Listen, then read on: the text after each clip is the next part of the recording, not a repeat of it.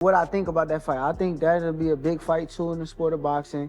And it'll like be a long time coming just because of the history of everything that went on. But I'm not going to 47, so that's why I really asked him what weight. The boxing world lit up when Shakur Stevenson dropped a bombshell about potentially stepping into the ring with Devin Haney at welterweight. But there's a major catch that could make or break the super fight. Hell no. Yeah. For me, personally, I'm on a different level than everybody. Yeah. And when it comes down to boxing, because Devin, he's a boxer. Fresh off his masterclass destruction of Teofimo Lopez at Madison Square Garden, Stevenson has positioned himself as one of boxing's most elite talents. The victory wasn't just another win on his record, it was a statement performance that showcased why many consider him virtually untouchable in the ring. Over 12 rounds, Stevenson put on a clinic, capturing 11 of the dozen frames against a fighter who many believed could give him serious problems. The dominant display elevated his status and opened doors to bigger opportunities across multiple weight divisions. It's gonna be a good beef. I like the beef. I like the story behind it, and it's a tremendous fight. How does that fight get made then? If he's not gonna agree, then we probably don't fight. So he's just wasting time. We'll see, but I'm a businessman at the end of the day. Masterpiece, man. He looked so smooth, calm, and relaxed, man.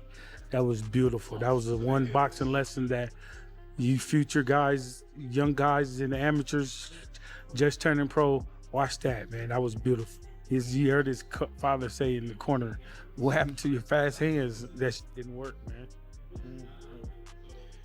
Just overall, like, just given the styles and in boxing so well, like, was there any way that Teo could have put on a better performance, a better plan, and gotten a better result? No, I don't think whatever he would have brought to the table would have worked, man. Shakur just got a great boxing mind. That's just it. He's got a great boxing mind, and once he put his mind to it, he's gonna get the job done. What is it gonna take to beat someone like him? I don't know, Brian. Probably want to stay away from that kid, man.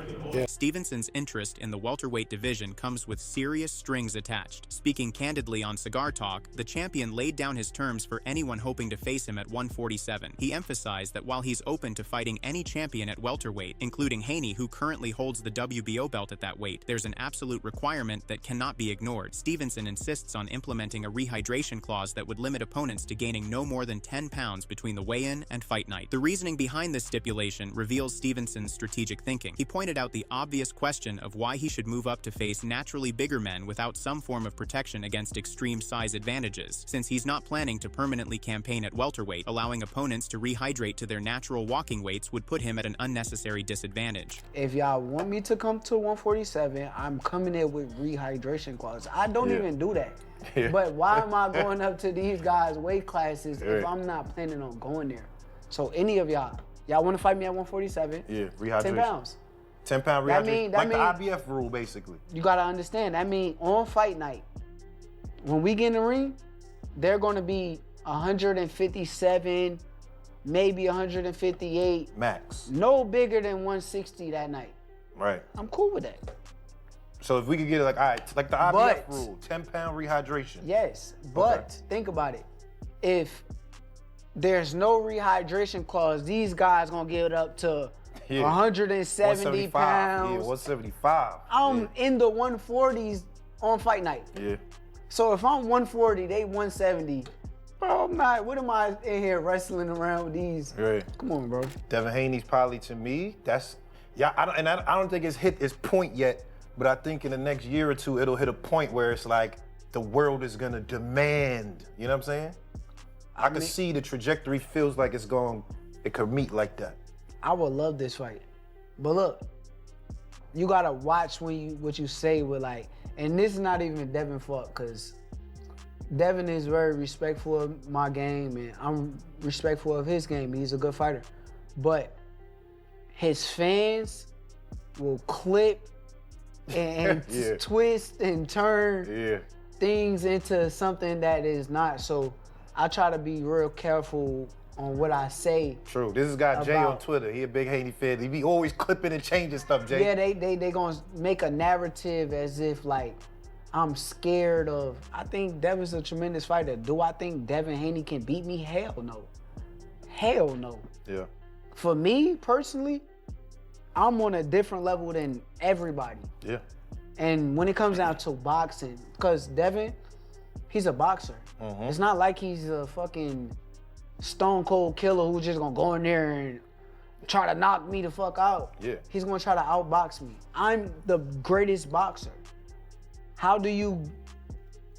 So that's how I feel about the fight. Yeah. But it all gotta make sense from a business standpoint. I don't like getting up here and negotiating against myself. And, for sure. But for me, I'm willing But to do you make the see fight it as happen. it? The rehydration clause levels the playing field and ensures that if he's making the sacrifice of moving up, his opponents must make concessions too. When addressing Haney specifically, Stevenson didn't hold back in his assessment of how a potential matchup would unfold. While acknowledging that his fellow American is a tremendous talent with an impressive resume, Stevenson expressed absolute confidence in his ability to emerge victorious. At the end of the road, there's gonna be 2 guys left standing, and that's the big fight. Do you see that as that's potentially what that could be? I'm a bad motherfucker. Yeah. Like, You are. I ain't gonna lie. like, at You the are. end of the day, Devin Haney is a bad motherfucker in his own right, but when you say like 2 guys standing, it's only 1 guy with me, and that's me. Like, I don't see 2 guys, I don't see 3 guys. I used to, like, that was young Shakur mindset that had the, oh, there may be 2 guys here, oh, this guy gonna be here. Yeah. Now, it's only 1 guy at the top, and it's me. It's me versus me. Once I'm conquering myself. Devin Haney has been vocal about his ambitions and the opponents he wants to face. He recently took to social media to express interest in 2 specific matchups that would cement his status at the weight. Haney mentioned wanting to face Keyshawn Davis, who called him out following a victory over Jermaine Ortiz, but more significantly, Haney identified a potential clash with Stevenson as the biggest fight available in boxing, suggesting he'd like to face Davis first before moving on to the bigger showdown. The timing of Davis's call-out was strategic, coming on a night when boxing attention was focused on elite lightweight and super lightweight talent, and calling out Haney immediately afterward demonstrated his willingness to face the toughest challenges available. Is that fight going to ever happen? Would it ever happen against you and Shakur? 100%, yeah. Think Shakur will grow into whatever weight Yeah, you're I in? mean, all of us is close to the same size. size. You know, we're all growing together. We're all like, you know, getting bigger. It's only so many guys that we could make big money and people want to see the fights. Which even though I know that they making new guys, there's guys like Kermel, Abdullah, all these guys want to come up too. So eventually they gonna be there too. But yeah, no, I think that a fight with Shakur is very much possible. If we tried to make it happen a while back, but you never know. I think that it could still happen. I think Shakur is amazing. Yeah. You know, my era was Floyd Mayweather, Manny Pacquiao, you know, Ricky Hatton coming up, you know. And then that era faded out. And then you had Devin Haney and all these other light heavyweight, Shakur, you know, Terrence Crawford. I mean, like, he's good. High level chess. He's good, man. You know, there's nothing else to say. He's good. He's good on all sides. You know, when I say all sides, he's got his beautiful wife, his beautiful baby girl. He don't live a crazy lifestyle like half of these other athletes live. I believe he's a family man. He does everything with his wife and kids. He's easygoing, family guy. And I wish more fighters would follow him than follow anybody else. Expert opinion on a Stevenson-Haney matchup varies, but most observers recognize it would be a fascinating stylistic clash. Bruce Carrington analyzed the potential fight as highly competitive precisely because of how their approaches would interact. While Carrington found picking a clear winner difficult given both fighters' elite abilities, he leaned towards Stevenson based on those superior defensive skills. Who would you favor at 147 between him and Devin? Shakur. that's a tough fight. I like both of those styles together, but I do think that Shakur is just more defensively aware, sound and aware. It's possible that Shakur may win that fight. I feel like he's a problem for a lot of guys because of his style. But Devin and both of those styles together, that's a great mashup. And I don't know. That's actually a really good fight. I genuinely don't know. But I gotta wrap it up. I gotta go. Yeah. With the lightweight title no longer in his possession, Stevenson's potential return to that weight class to pursue undisputed status becomes less appealing, especially considering that his welterweight aspirations come with the rehydration clause requirement that many contenders might refuse. Staying at 140 pounds allows him to build his legacy without the complications of negotiating unique contractual stipulations. Gary Antoine Russell has emerged as a potential unification opponent. The WBA champion watched the Stevenson-Lopez fight closely and felt the outcome matched his predictions perfectly. Russell explained that he foresaw Stevenson controlling the fight by keeping Lopez on the end of his punches and against the ropes. He noted that Lopez needed the right game plan, proper mental preparation, and peak physical condition to have a chance. Without those elements, Russell believed defeat was inevitable. Teofimo, he didn't show up like how he's supposed to, and what happened? I expected it to happen. You know what I mean?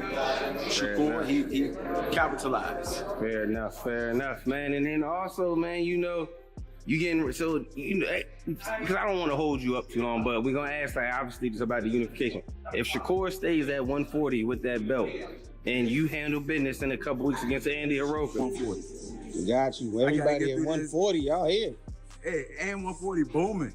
140 always been booming up. Boxing legend Roy Jones Jr. weighed in on who might eventually hand Stevenson his first professional defeat. Despite Stevenson's perfect 25-0 record, Jones identified Gervonta Davis as the one fighter possessing the ability to potentially solve the puzzle. Speaking with Fight Hype, Jones emphasized that while he'd currently favor Stevenson due to his superior discipline, Davis represents the type of threat that could cause an upset. Jones highlighted discipline as the key factor separating the two fighters at this moment. He noted that Stevenson demonstrates exceptional discipline both inside and outside the ring, avoiding the distractions and controversies that sometimes plague other fighters. In contrast, Davis has occasionally struggled with personal issues that have impacted his career trajectory. Jones clarified that if Davis can get his life in order and approach a fight with full focus and motivation, his intangibles make him dangerous for anyone in the sport. Now, at this point, it might be a fantasy fight with what, Tank has going on outside the ring. Yep. But who wins that fight right now, in your opinion? Right now, Shakur wins it because of his discipline. Because he showed against Teofimo that he can stay very disciplined all night. And he's the type of guy, he don't really do a lot of crazy stuff in his life normally. So it's like discipline is a thing that is not only exercised inside the ring, it's exercised also outside the ring. And as we see, sometimes Gervonta has problems with discipline, but we have never seen Shakur have problems with discipline. We've seen him be more disciplined at the right times than we've seen him not have discipline. So with the fight being like it is right now, I would lean towards Shakur because of his discipline, but don't get it twisted. If somebody could beat him, Tank Davis would be that person because of his intangibles. When Tank is disciplined and got his mind on right, Tank's a problem for anybody. Because Tank can fight better than most people think he can.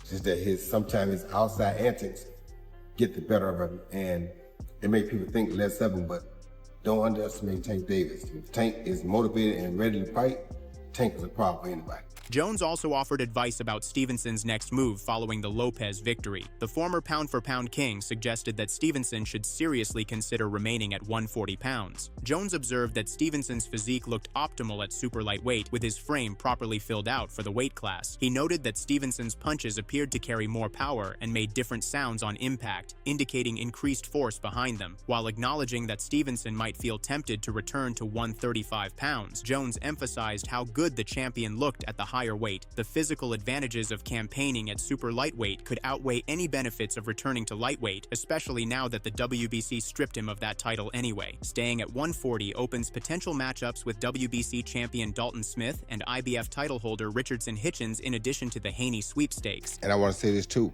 Stevenson looked really, really good at that 140-pound division. You understand me? You like him there? His body was filled out. His punches looked and sounded harder. He looked really good at 140. I mean, I know he probably gonna want to go back down to 35, but he looked really good at 140. I promise he did. his body filled out perfect for that weight class. Frank Warren delivered a harsh reality check regarding a potential Shakur Stevenson versus Conor Benn welterweight clash, warning the British fighter not to confuse his recent opponent. The Queensberry promoter acknowledged that while Benn secured an impressive victory over Chris Eubank Jr., that accomplishment means very little when facing someone of Stevenson's exceptional talent level. Warren emphasized that Stevenson operates on an entirely different plane than Eubank, making the stylistic and skill comparison irrelevant. What did you make of Conor Benn getting in the ring afterwards? He's looking to make a fight. He's looking to earn some money. But listen, Shakur Stevenson isn't Chris Eubank Jr.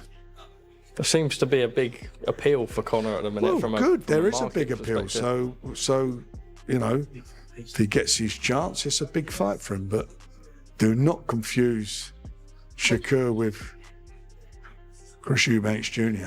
Andre Ward also added his perspective on a potential Stevenson versus Benn matchup, guiding Stevenson's career development, made a bold prediction about how such a fight would unfold. Ward acknowledged that Benn brings genuine danger to every fight and employs a fan-friendly come-forward style that has built his popularity. However, Ward believes those attributes would prove insufficient against someone with Stevenson's technical superiority. He's in there in the ring with Conor Benn.